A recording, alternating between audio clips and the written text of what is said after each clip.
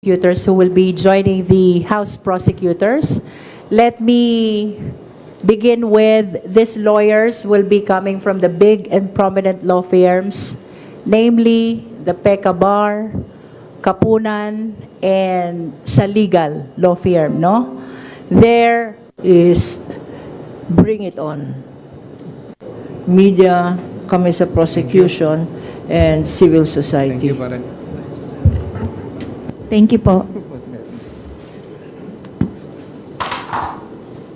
Thank you, Tina. We will now recognize Lance Mexico of Newswatch. Hello, good afternoon po to the private prosecutors. As we all know po, no, there are 4 articles of impeachment. Merong about confidential fund misuse, alleged confidential fund misuse, unexplained wealth, bribery, and the threats to the president. Sa mga private prosecutors po, which do you think yung strongest among the articles of impeachment which would lead to the conviction of the vice president?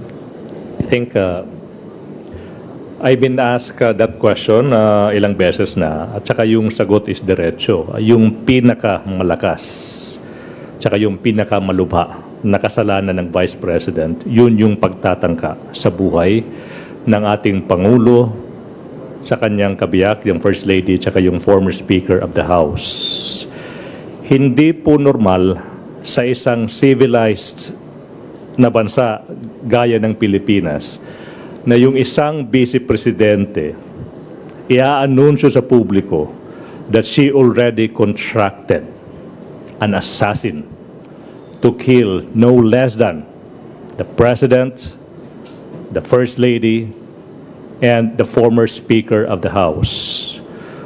Kung yung ginawa ng vice president ay nangyari sa ibang bansa, matagal na pong napatalsik sa posisyon yung vice president. Let's ask the public, let's ask the media. Okay? Is it normal to do that? So personally, that is my take as to ano yung pinakamalakas, yun yung pagbabanta sa buhay ng no less than the highest officials of the land. How about the others po? Lahat. Amen.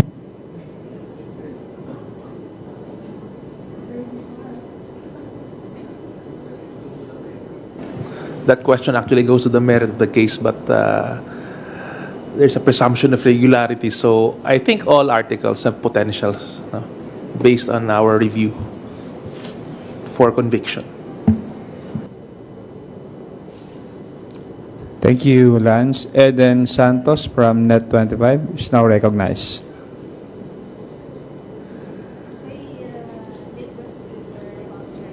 Eden, mic.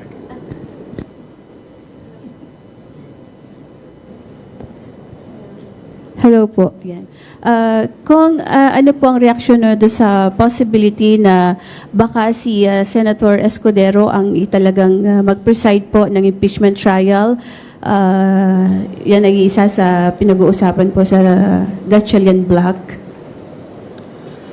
whether it is acting SP Win Gatchalian or Senator Chis Escudero who will be presiding the impeachment trial. In behalf of the prosecutors, we are expressing our faith and confidence to this accountability mechanism, no? And besides, ito namang impeachment trial na ito, this is not a question of who is the presiding officer, who are the senator judges, who are the public and the private prosecutors, no. By impeachment trial, we're trying to exact accountability to the public officials. This is a response to the Constitution's call, which says that public office is a public trust and that public officials must be accountable to the people at all times. I wish to add, itong gagawin na to ng mga prosecutors, this is not about acquittal or conviction. More than that, this is about enforcing and preserving accountability mechanism which is innate in a democratic country like ours. So okay lang po if in case na si Senator Escudero. To complete my statement, whether it is former SP Alan or acting SP Win or the one which you mentioned, Senator Cheese, we express our faith and confidence to accountability mechanism. So yung pong nakaraang impeachment, siya kasi yung sinasabi na kaya hindi po natuloy dahil doon sa kanyang decision or interpretation doon sa forthwith. Nonetheless, the circumstances surrounding the first impeachment back in 19 Congress is entirely different in the circumstances surrounding the second impeachment, no? So, if indeed Senator Cheese Escudero will be designated as the presiding officer, let us not judge him on the basis of what happened to the first impeachment back in 19 Congress. Thank you po. Thank you, Eden. Next is Rosalie Cas of UNTV. Good afternoon po, Ma'am Censors. Para lang po sa kaalaman din po ng public, ano po ang pinakamahalagang magiging kontribusyon ng private prosecutors dito po sa impeachment trial ni VP Duterte at bakit kailangan ng private prosecutors? Kailangan din po ba meron pong lead private prosecutor? Meron po bang ganong mechanism?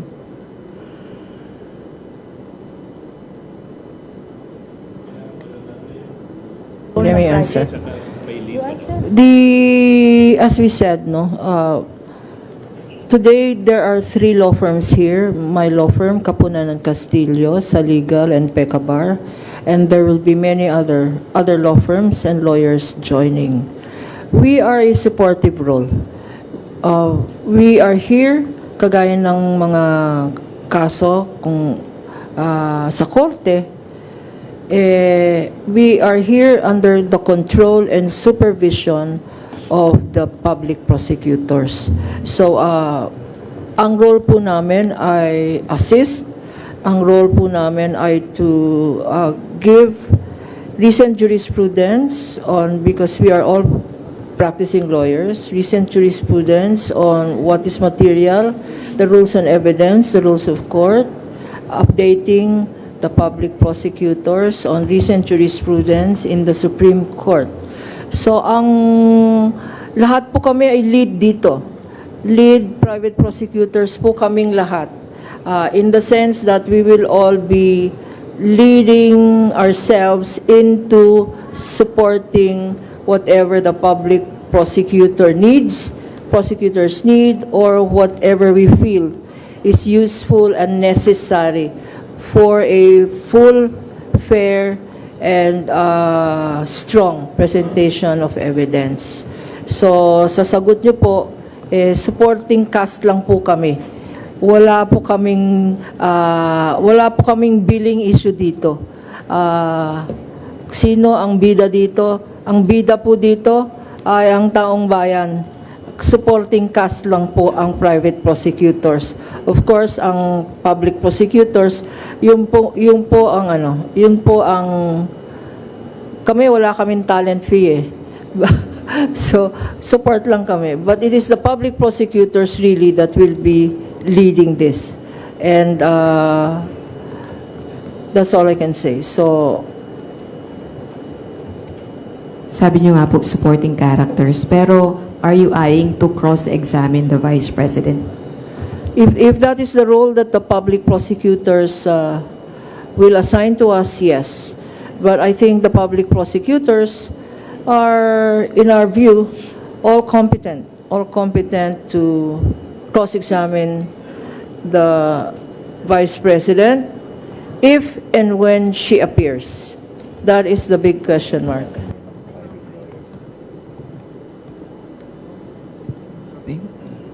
Kay Kong Jervil po, kasi nagsalita rin po si VP Duterte about sa impeachment trial kahapon in an interview at sinabi niya na ipinauubaya niya na po sa mga abogado niya yun pong preparation para sa impeachment trial at klinaro niya na yung mga abogado niya gawin daw pong ginusto niya po na maliit lang yung kanyang team pagdating po dito sa impeachment trial. So, since ang marami nga pong gustong mag-volunteer, overwhelming yung numbers, so, more confident po kayo sa conviction in terms po ng mga tutulong? We are confident about the private prosecutors who are helping us, no? Kasi kilala silang magagaling na abogado. Kung tawagin natin, mga abogado de Campanilla. And we are really grateful na because of their prominence, nakaka-uplift ng confidence from our part. Of course, we have to acknowledge na kahit po abogado yung 11 prosecutors, except for Kong Chel Jokno, because talagang seasoned practitioner din ito, but for the remaining 10 prosecutors, medyo napahinto kami ng practice since we embark in public service. And definitely, kailangan po namin ang tulong ng mga private prosecutors because they are the people specialized in litigation, no? At perhaps res ipsa loquitur na to. Alam nyo naman kung gaano kalalaki itong law firm na ito, the PECA Bar, the Kapunan, and even sa legal, no? And because of their presence and support that they are extending to us, indeed, talagang na-boost ang confidence ng 11 prosecutors because of this support, no? And not only that, not only the private prosecutors, we are confident as well because of the strong evidence that we have.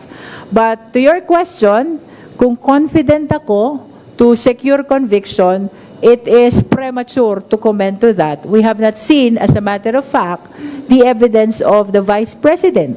You will remember, yung sagot niya sa Justice Committee, yung sagot niya sa impeachment court, almost the same. And it evolved on constitutional and procedural and technical issues, no? They did not directly respond to the allegations of offenses under which were anchored in the impeachable grounds. So it is premature to say that the evidence of the prosecution is enough to secure conviction until and unless we have seen the evidence of the respondent.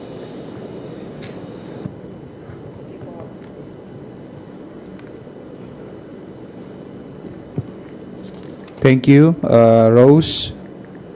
Our next question will come from Lines Capanti of GMA Online. Good afternoon. Good afternoon po. On ano lang po, sundutin ko lang about the weight of the evidence. What happens if the Vice President refuses to recognize the issuance of pretrial order? Because I understand the signatory there is Senator Sherwin Gatchalian. What if she decides not to honor it by citing the current Senate leadership issues? Should the Senate impeachment court po consider that as a waiver of her right to present evidence? Halimbawa, hindi siya mag-submit ng pretrial brief. Should the Senate impeachment court po consider that as a waiver already of presenting evidence? We are all eagerly anticipating the moves that the Vice President will take insofar as the order for pretrial conference is concerned. Malalaman po natin yan within the next few days kung ano yung magiging pagtrato niya sa order na in-issue ng ating presiding officer. It's very hard to put ourselves in the minds of the Vice President and her lawyers, so I'd rather not try to do that. Perhaps let's just wait for them to make their move, and then we can respond accordingly. Sir, follow-up lang po about yung binanggit po ni Chair Luistro kanina about the Senate the Senate and the rules should evolve to reflect is evolving and should reflect proper representation. Based on existing jurisprudence po ba, meron po bang batas or jurisprudence allowing the Senate impeachment court to revise their rules and change the threshold needed for conviction? I'm just curious kung if they are allowed to change it, the 16. Well, insofar as the number, yung 2/3 requirement, yun ay hindi mababago yun dahil nasa konstitusyon yan. Other rules of procedure are within the power of the Senate to amend or revise. Yung isa na lang sigurong magiging issue, and really this is not well settled by jurisprudence, is how do you count the two-thirds? Yung ganun, it's very similar to yung question tungkol sa quorum. Kung dati ang pananaw ng karamihan ay dapat 13, kinlaro na yan ng ating Supreme Court that it could be less than 13 depending on how many senators are within the coercive reach of the Senate. Now, whether that will also apply to the impeachment court ay hindi pa yan nasa-settle ng jurisprudence. So, hindi rin natin alam kung paano ang magiging pagpapasya ng Supreme Court kung sakasakaling umabot doon itong issue. I wish to add, no? Alalahanin natin the reason why the House of Representatives is here, why the Senate is there. Isa lang ang dahilan. That is to represent the interest of the Filipino people. Doon sa usapin ng change of leadership, narinig natin yung term na within the coercive means of the Senate. And if we are beyond the coercive means, the question is, do you think that the senators are in the proper position to say that they are representing the interest of the Filipino people? I wish to anchor my interpretation on the required number for conviction on that line. Kung makaka-attend, kung makaka-participate, kung makakaboto, then you are representing the interest of the Filipino people. But if you are beyond the coercive means, and as a matter of fact, hindi ka nga nag-attend, hindi ka nga bumoto, why will you be considered for the purpose of determining the number of required votes for the purpose of conviction? Well, this is just my personal opinion. I just want to remind the public about the reason why we have senators. And the reason is to represent the interest of the Filipino people. This impeachment trial is one of the instances when the representation of the interest of the Filipino is very much needed. So kung hindi mag-attend ng trial, hindi mag-attend ng botohan, how can we say that they truly are representing the interest of the Filipino people? And in which case, it should be considered for the purpose of interpreting. After all, if I will be very much literal, what the Constitution provides is 2/3 of all the senators. It used all. It did not use 24. So it is important to hear as well what the Supreme Court will say about this.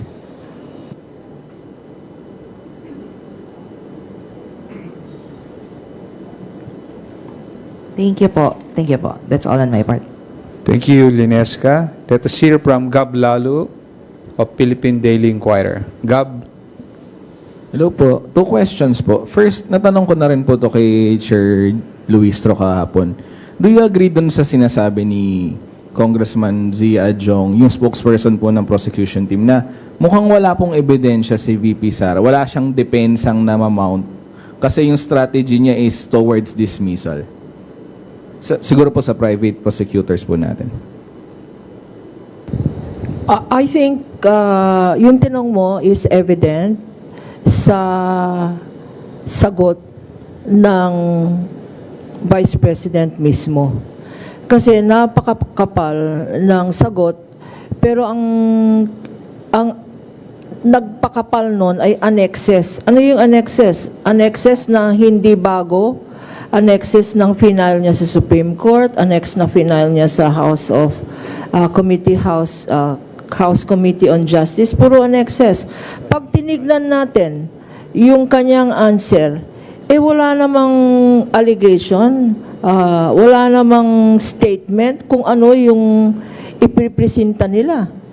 On all the articles, they did not state they did not deny. General denials lang, pero hindi nila sinabi, deny namin to kasi ito ang ebidensya namin. Ganun dapat ang sagot sa answer.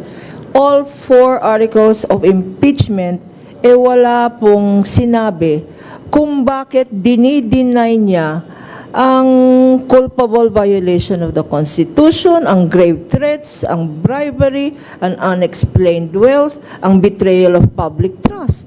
Wala siyang sinagot doon. Walang sinabing we have witnesses to show or this is our evidence. Wala. Question na naman niya, inulit na naman niya. Jurisdiction, 1-year ban, due process. At saka, partial daw ang House Committee on Justice, nag-mini trial, abusive daw ng coercive power sa subpoena, at gumawa pa ng sariling ebidensya ang House Committee on Justice beyond the impeachment complaints. Ngayon, sa tanong mo, tama ba ang sinabi ng spokesperson ng House? Ang sagot, oo. Kung meron kang ebidensya, ba't katakot na sagutin sa answer? I would have thought that the Vice President was more courageous and more transparent since sinabi ng kanyang mga spokesperson at defense team na ready na sila. At maalala natin ang sinabi niya noon, to quote a previous maybe long time statement, meron daw bloodbath na mangyayari. Saan ang bloodbath na yun? Nakikita ko, personally, bubble bath yan. Hindi bloodbath.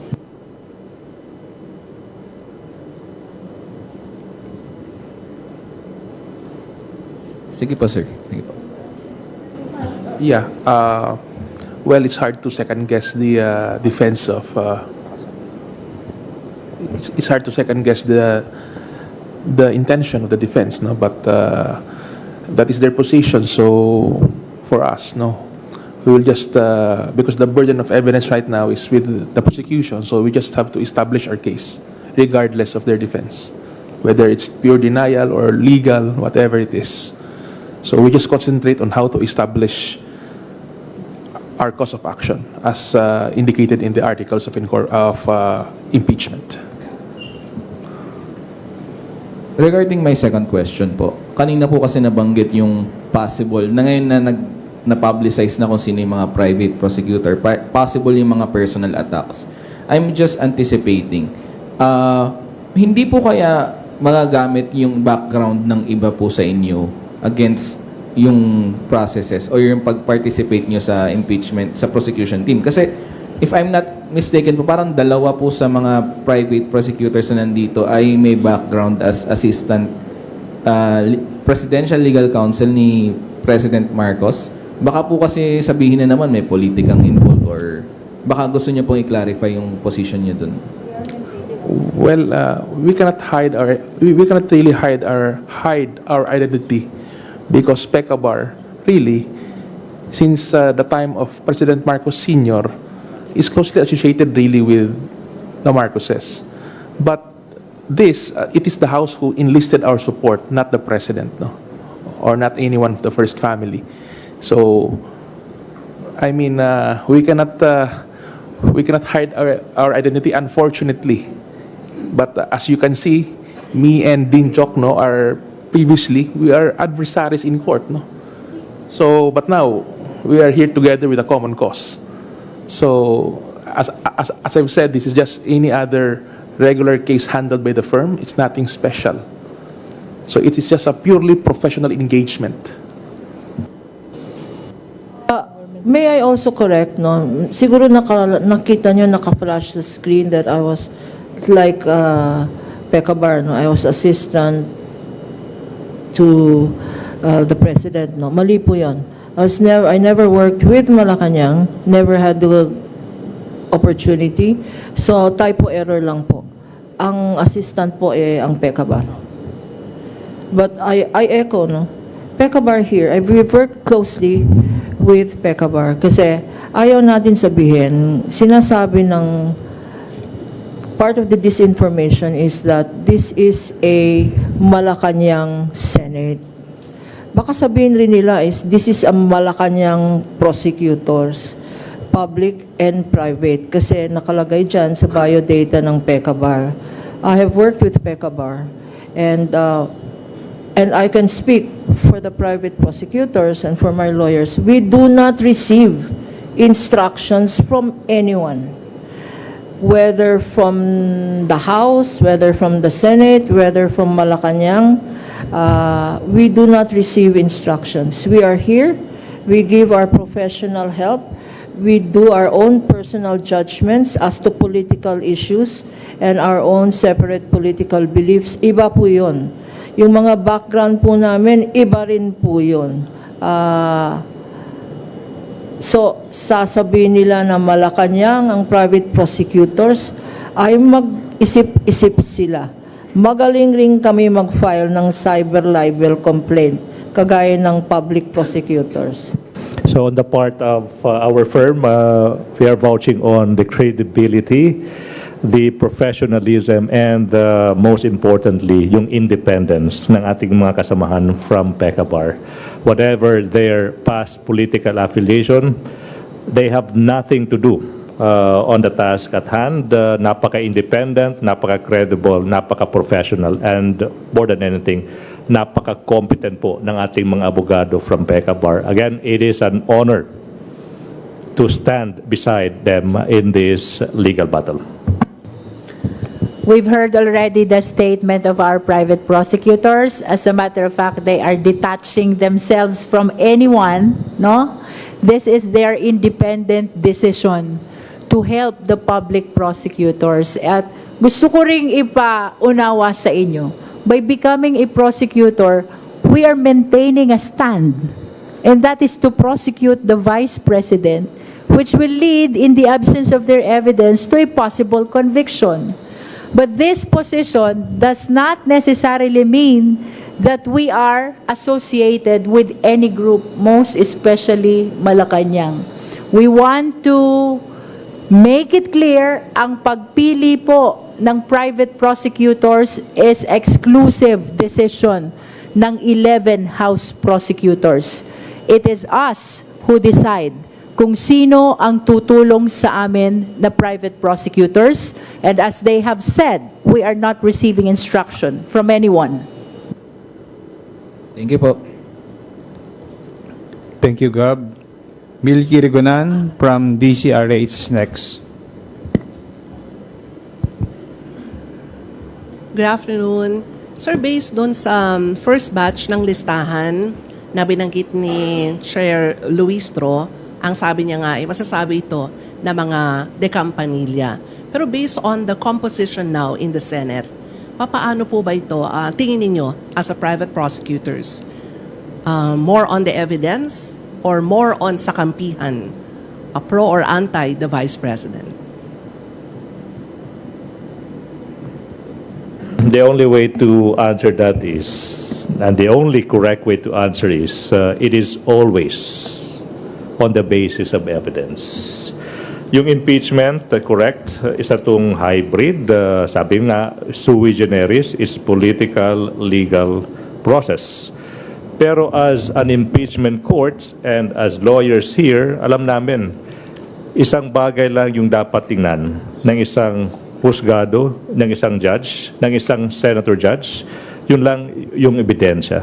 Kung malakas yung ebidensya, that should lead to the removal of the Vice President. Kung mahina, that should lead to her acquittal. Evidence, evidence, evidence. Yun lang. To your question also, ma'am, will it be decided on the basis of evidence or on political affiliation? I would like to believe that when the senator judges took their oath of impartiality, and also when the Senate rule says that the Senate impeachment court judges must be politically neutral, I would like to rely on a presumption of good faith. Naniniwala po ako sa lahat ng senator judges that they will be true to their oath of political neutrality and impartial justice. pag nagkamali naman ako sa paniwalang yan, taong bayan na magde-decide. Because this will be judged not only in the Senate impeachment court, but in the court of public opinion. So, if I am mistaken in my good faith reliance, then let the people decide. But to your question, naniniwala po ako na mananalo kami based on the evidence. Maging 16 votes yan, 12 votes yan, 24 votes yan, or 22 votes yan. Conviction ang lalabas dyan. Thank you, ma'am. Samantalayin ko lang, mama, for Congresswoman Sherville Luistro. Lumabas po kasi si Kong Chel. Nabanggit niya kanina based on the question of Billy Vegas doon sa paghahanda po sa tagpagtulong sa mga biktima po ng lindol. Nabanggit po kanina ni Kong Chel na meron daw pong 100 congressmen ang tumutulong po sa pagbibigay po ng ayuda. Pwede pong malaman kung magkano na ho ang nalilikom ng House of Representatives. I am not very much certain about the accumulated amount already, but Kong Chel is here. If you would like to raise that question to him, no? What I am certain the 11 prosecutors are part of this intention to help the victims of the earthquake in Mindanao. Kong Chel, ulitin ko lang yung question ko. Nabanggit niyo po kanina sa question po ni Billy na meron pong nalilikom na rin ang more than 100 congressmen para po sa pagtulong sa mga biktima ng lindol sa Mindanao. Meron na po bang kung magkano po ang halaga dito po sa House of Representatives? Hindi ko po kabisado yung halaga, pero I can report to you kung ilan ng mga members of the House who have pledged support. Hanapin ko lang po sa aking phone. Ayan. Ayan. So far, 139 lawmakers, a total of 9.29 million. At kasama po doon ang mga public prosecutors na humaharap sa inyo at mga kasamahan pa namin who are not here this morning. That only shows na hindi po nakakaligtaan sa kabila ng aming tough preparation for the impeachment trial. Hindi po nakakalimot ang 11 prosecutors, most especially, sa kanila pong tungkulin para sa ating mga kababayan, most especially our beloved countrymen na biktima ng lindol sa Mindanao. Maraming salamat po. Thank you. Marian Enriquez of TV5. Hi, good afternoon po. Maybe know lang po sana if you can share some of your meetings. Madalas po namin kayo nakikita dito sa People Center. Kamusta po ba? Have you conducted mock trial? Maybe you can share some experiences dito po sa paghahanda natin. Some details. We are not supposed to discuss in detail the preparation that the prosecution team is having, no? But I believe I have shared with you already na yes, nagmamak kami. We do meetings, we do big mock and small mock, but that's the least we can say. Sa mga private prosecutors po, have you encountered any of the yung lawyers ng defense team ni VP Sara Fortune Narvasa and Salazar Law? Kamusta po sila? Any you wanna share about them and ano po masasabi niyo sa kanila? For PECABAR, the firm has been in practice for more than 40 years. So definitely we've crossed paths. So we have utmost respect to them. And I would assume they also have utmost respect towards us, not only PECABAR, but also the other private prosecutors. So we have nothing against them. We understand what they do. And I hope that they also understand what we do as private prosecutors. We are brethren of the profession, so as I've said, this is just purely professional engagement, nothing personal. So we might be passionate, no, in court, but outside we still remain friends. There was this one time I had encounter when Attorney Powa was invited to the Committee on Justice hearing. Ako din ay nandun, so kami ay nakapag-usap ng, I think, in 5 minutes. Sabi niya, sir, napapanood ko po yung mga interview mo. Sabi ko rin, I also watch your interviews. Sabi ko, Attorney Poa, wala pong personalan, trabaho lang. It just so happened that we are on the opposing sides of this legal battle. So nothing personal to the defense team. Trabaho lang po ito. Trabaho lang on our part as lawyers. As I said earlier, I've been in practice for 48 years now. I'm probably older than some of them, their ages combined. But I have encountered SIG and Attorney Narvasa, senior partners of the firm, the younger ones as well. No, let me say that this is competence of lawyers is very good, but regardless of how competent lawyers are, it will still, at the end of the day, be based on the strength of the evidence for or against conviction or acquittal. Kung minsan, sa mga interview ko po, sometimes I say not nice things, but alam niyo po naman, kilala niyo po ako. Ako po ay magalang pero medyo bastos kung minsan.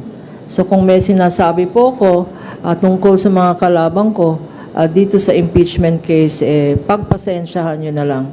But I'd like to reiterate that the law firm representing and the lawyers representing the defense and the Vice President are all very competent lawyers, but this will not sink or swim based on the competence of the lawyers. This will be decided on the strength or weakness of the evidence presented. Speaking of Attorney Poa, he has time and again said na wala raw pong impeachable offense si VP Sara. But if you could tell the Filipino people one thing about the evidence po ng prosecution has against Vice President Sara Duterte, what would it be? I will leave it to our chair. Of course, we vehemently oppose that statement of Attorney Poa. First and foremost, wala kami dito if we don't believe that there is an impeachable offense committed by the Vice President. We are not allowed to discuss the merits, and that includes the evidence. But let me just state for the record, we have 4 strong articles of impeachment against VP Sara Duterte.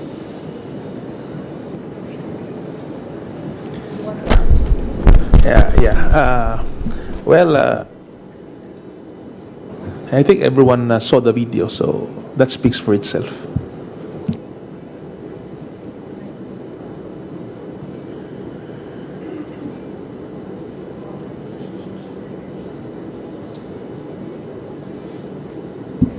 Are you done, Marian? Thank you po. Before we conclude, are there any remaining questions from the media? If none, we ask our distinguished guests to give their closing remarks.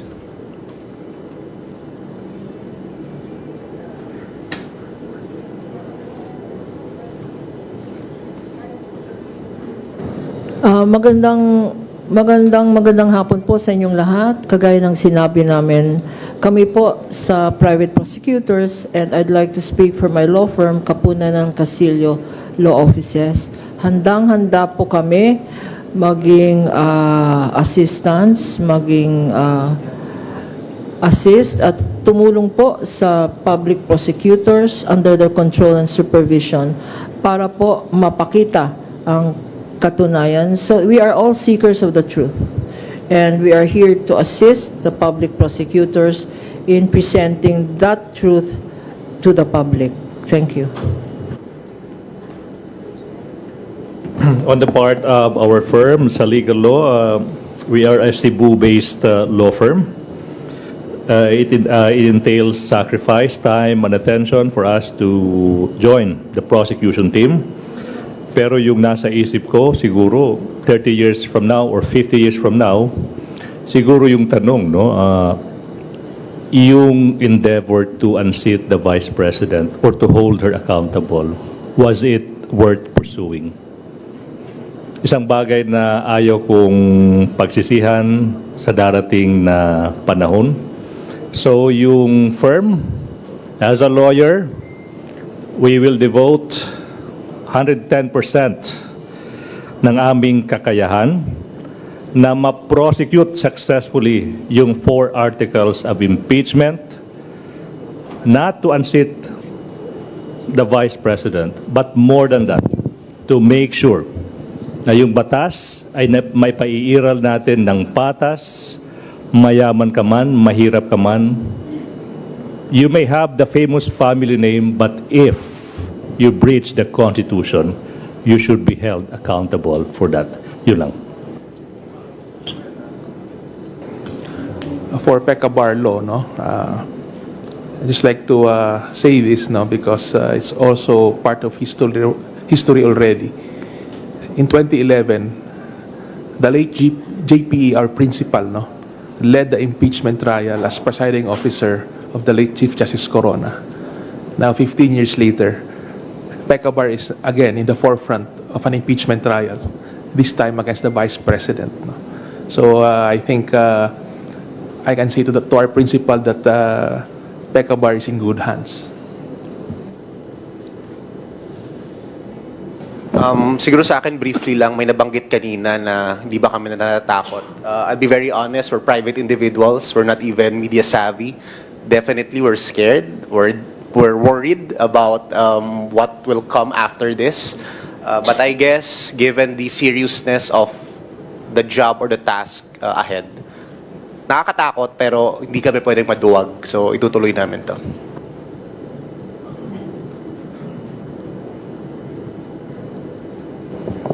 We are eagerly awaiting and anticipating the proceedings that will happen, both the pre-trial and the trial.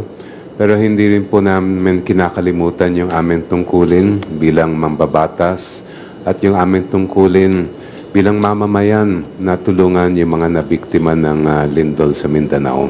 So we are multitasking but at the same time making sure that everything that we have to do will be done properly and efficiently. Thank you. In behalf of the entire impeachment team of the House of Representatives, I wish to state for the record that we are here to stand for the Constitution.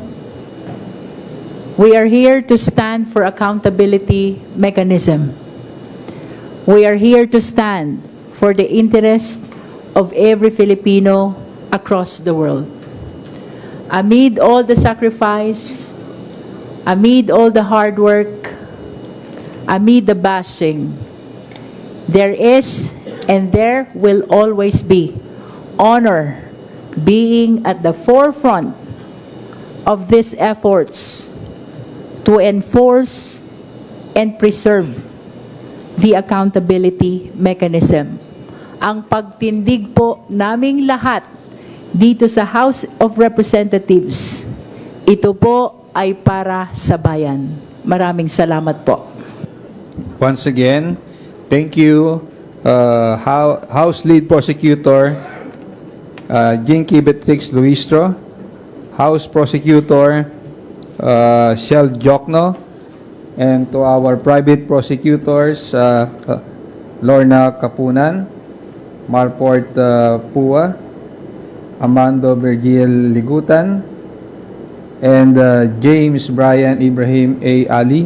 Thank you for joining us this afternoon. And to everyone, sa mga kasama sa media, and of course, the technical people sa House na tumulong sa press ko na ito. Maraming salamat po. Magandang tanghali sa inyong lahat.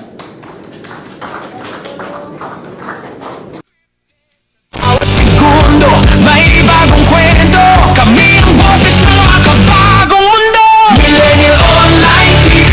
Okay, so yun mga kaibigan, sa oras na alas 11, no, 34, yan pong naging kabuuan ng ating pong sinagawang pagsasaimpapawid, no, pagpapa-live stream natin ng mga kaganapan, no, sa ating gobyerno, sa ating kongreso, no, yan po.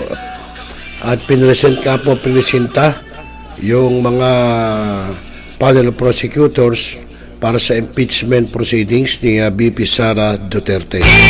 Well, sinasabi nga nila na yun nga, walang utos ng Malacanang, etc. Yun naman opinion ko. If ever nga na meron, may aamin ba? Di ba? So, yun po. Well, yun, pero yun sinabi nila, natural, respeto natin. Pero, siyempre kahit naman sino, no? Kahit sino mga netizen dyan, magdududa na kaya pinupursige ang impeachment proceedings kay BP Sara Duterte dahil na rin sa mando ng palasyo ng Malacanang. Pero hindi pa rin natin alam, no? Yung sinasabi ko lang po yung aking pananaw, no, yung sasabihin ng ibang mga netizen natin. Pero kung talagang wala, hindi okay, mas magaling. With that, mga kaibigan, sa lahat ng sumubaybay, sila Ma'am Marilyn Lagura, no, sina Kuya Julius Miguel Salude, sila Ma'am Elvira Sevilla, at lahat po ng mga sumubaybay sa ating programang Tropa, siyempre dito lang sa Millennial Online TV, News and Updates. Muli, ako po ang inyong katropa, Rosel Lopez, ang nagsasabing magandang gabi Pilipinas at papayapang magdamag. Magandang gabi po. Saan ka man naroon ngayon? Barangay, pangunahing unit ng pamahalang lokal kung saan dito pinag-uusapan ang bawat sigalot ng mga residente ng bawat barangay. Dito rin pinag-uusapan ng mga piling hanggang na opisyal na barangay ang mga proyekto para sa kanilang barangay. Kumustahin natin ang panunungkulan ni Kapitan dito sa Dama Barangay sa Millennial Online TV worldwide, ang katropa ng bawat barangay. At tinatapos ang ating pagpupulong. Maraming salamat po sa inyong pagdalo at tapos na po ang ating session. Enjoy na po tayo.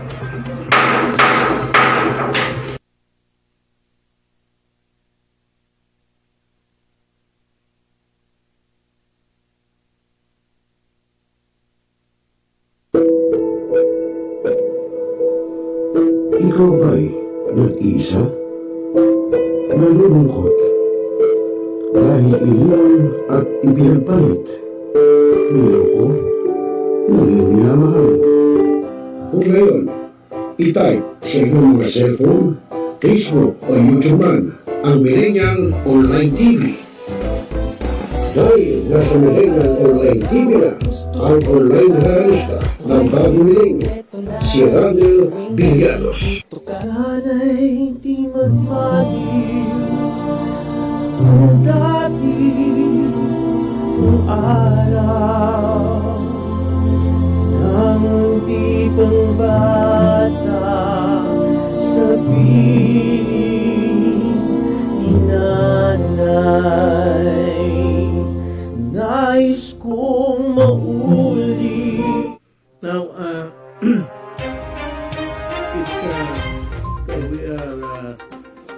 Talakayin. Biggest destruction of dangerous drugs worth 1. Rebisahin, opinyon, malawakin, aksyonan. Kasama si Rosel Lopez, ang inyong katropa sa pagbabalita. Dito lang sa Millennial Online TV. Tutok na mga katropa! Hanap mo ba ay Unwind Ventures? Tara nang mamangha sa mga tanawin.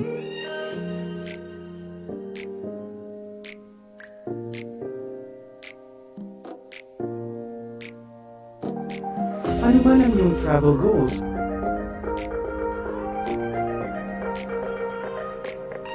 Dadalhin namin kayo.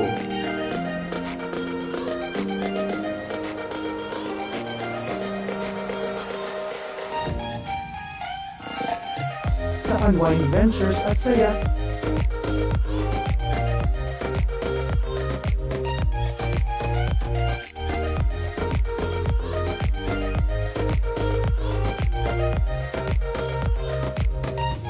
Dito lang sa Wow Biyahe.